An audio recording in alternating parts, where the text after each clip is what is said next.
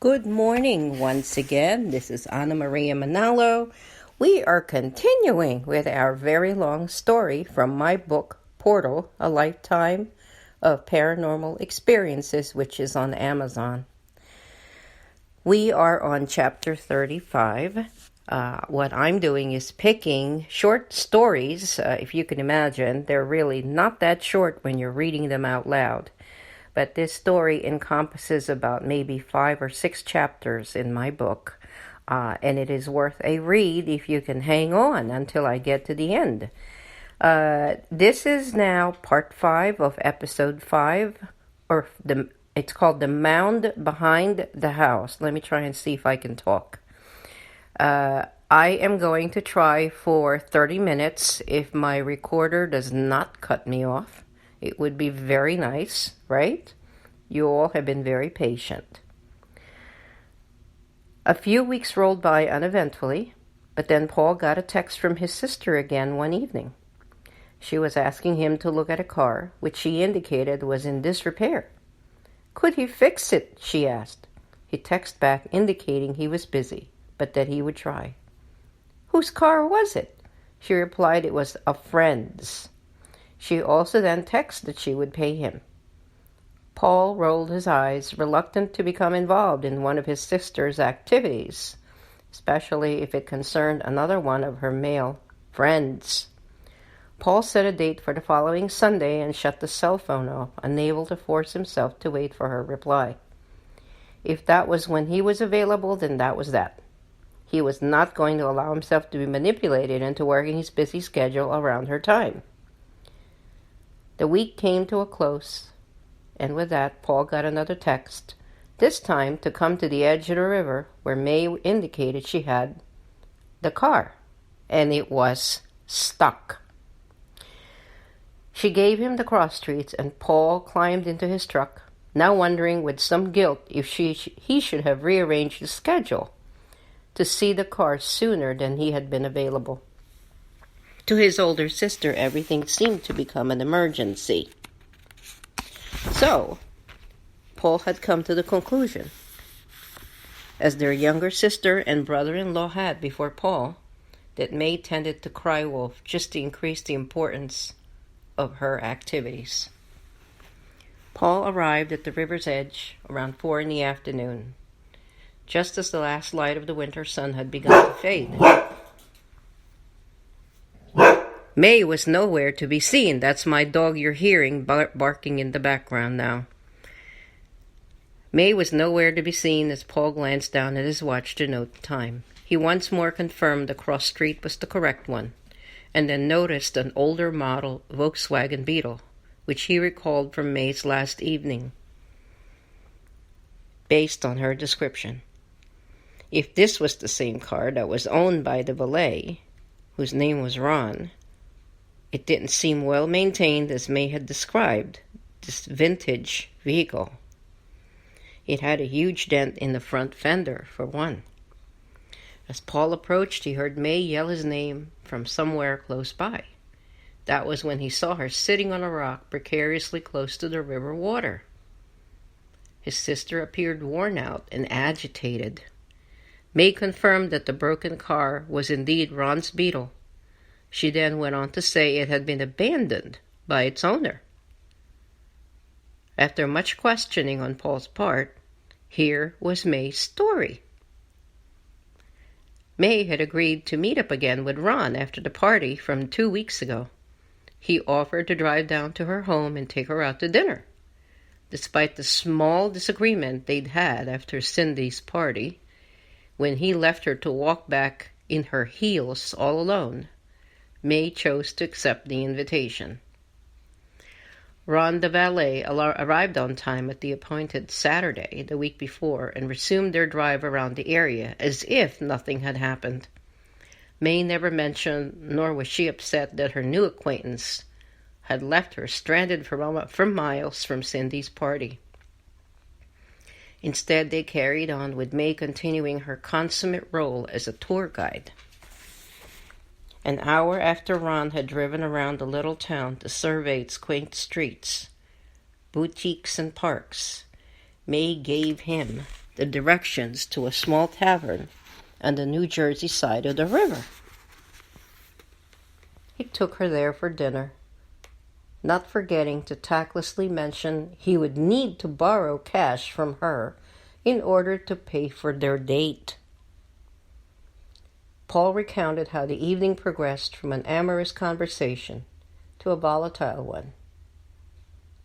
May's tastes, forever extravagant despite the fact she was paying for the evening, went from a 2-course dinner and dessert meal to one of total lavishness. Oysters on the half-shell in the small and intimate tavern with a view of the river, adding white wine to match.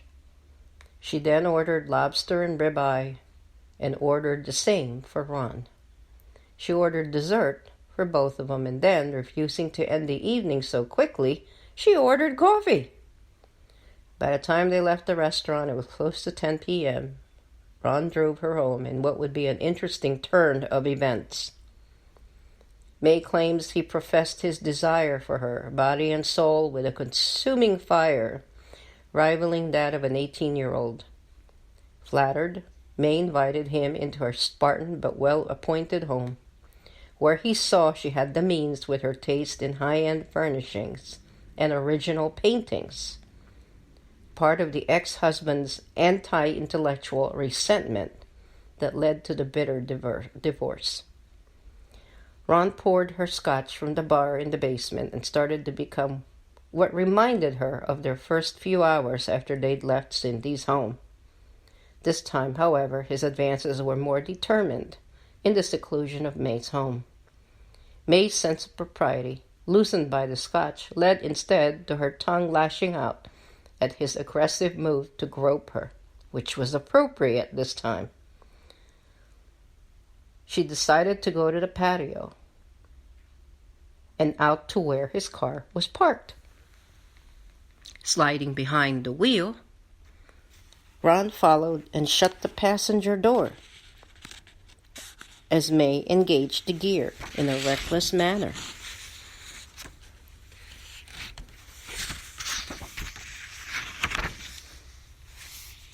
She screeched the vintage vehicle out of the driveway and into the narrow street adjacent to the river. This time, as they drove, May decided to change his amorous advances by broaching the subject of a commitment, a trip to his flat in Manhattan, and a trip overseas, in order to bring her closer to her fantasy of remarrying a man who had the financial means to uphold her lavish lifestyle. The valet, however, sensing his own financial inadequacy, lashed out a hurl of insults, accusing her of materialism and being a user. Cindy's house flashed by as May increased her pressure on the small car's pedal.